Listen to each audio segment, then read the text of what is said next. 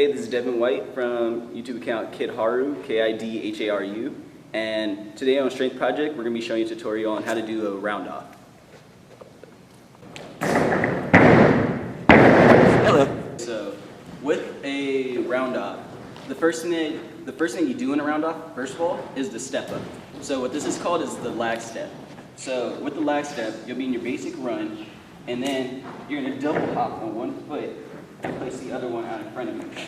With this, a lot of people tend to turn either their hips or their shoulder to the side.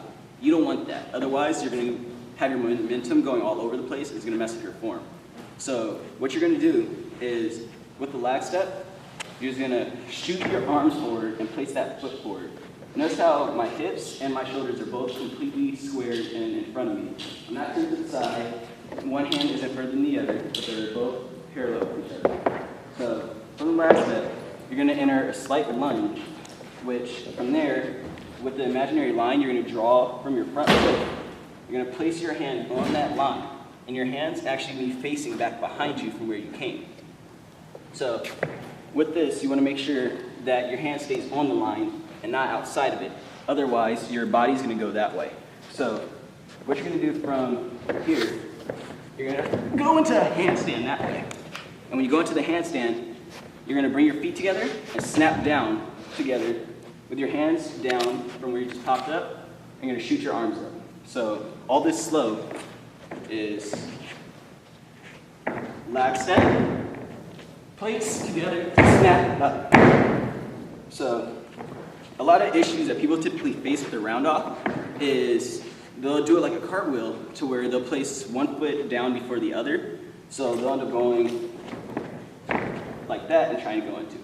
But you can't really get a bound off of that because your momentum's coming down in two separate portions. So instead, you're just going to practice snap downs if you have trouble getting them down together. You're going to practice snap downs, which is where you enter a handstand and snap your feet down together at the same time. So it's up, and then down. So the way you get the snap down, you push your stomach out a bit and then snap it inwards. And as you do that, you're going to push off your hands and bring your feet to the ground. So I guess to cover it all in a few simple steps, you want to practice your lag step, making sure that your hips and your shoulders are square. You're going to practice your hand placement to where your hands don't go outside of the imaginary line, but rather stay on it. And when you place your hand, it's actually going to be facing back behind you, because when you're actually on your hands, your torso is going to turn back this way.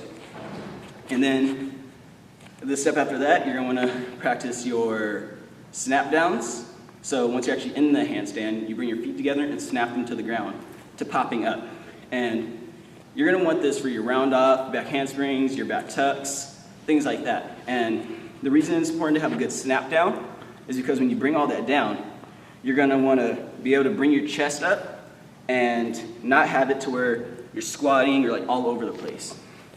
And let's see.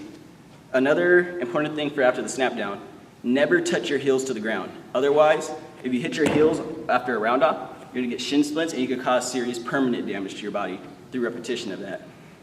So I guess that just about covers it. And this is Devin White on Strength Project, and you just learned to round off.